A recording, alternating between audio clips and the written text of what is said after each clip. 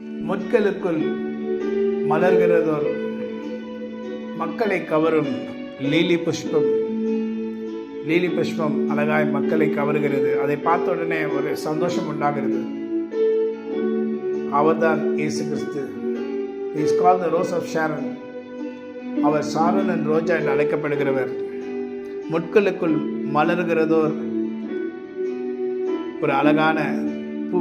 அதே போல கர்த்தர் நமக்குள் மலர்ந்து நம்முடைய துக்கமான வாழ்வை இன்பமாக மாற்றி நம்மை ஆஸ்வதிக்க வல்லவராக இருக்கிறார். எவ்வளோ காலங்க நீங்கள் துக்கத்தோடு இருப்பீங்க? எவ்வளோ காலங்க பிரச்சனைகளோடு இருப்பீங்க? எவ்வளோ காலங்கள் போயிட்டே இருக்கு. ஏன் இன்னும் உங்களுக்கு அந்த நம்பிக்கை வரல? ஆண்டை நோக்கி பாருங்க. ஆமென்.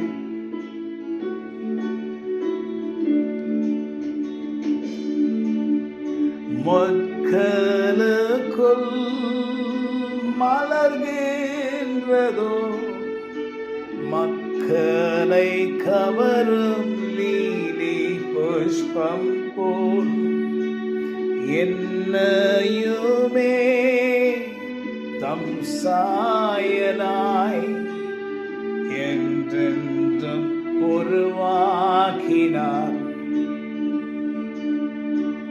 முட்களுக்குள் மலர்கிறதோர் மக்களை கவரும் லீலி புஷ்பத்தை போல் இருக்கிற ஆண்டவராகிய கர்த்தர்.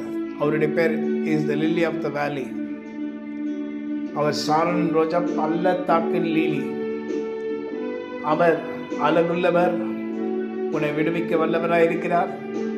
உனக்கு அற்புதம் செய்ய வல்லவராக இருக்கிறார். அவரை போல இரட்சகர் இல்லை, அவரை போல ஆண்டவர் இல்லை. அவர் சகலத்தையும் புதிதாக்குகிறார். உங்களுடைய வாழ்க்கையில் எல்லாமே புதிதாக மாறும். அவரை நோக்கி பாருங்க. நிச்சயமாய் உங்களுடைய வாழ்க்கையில் எல்லாம் புதிதாக மாறும். இது உண்மை. இது கர்த்தருடைய வார்த்தை. இது சத்தியம். இது ஜீவனமாக இருக்கிறது.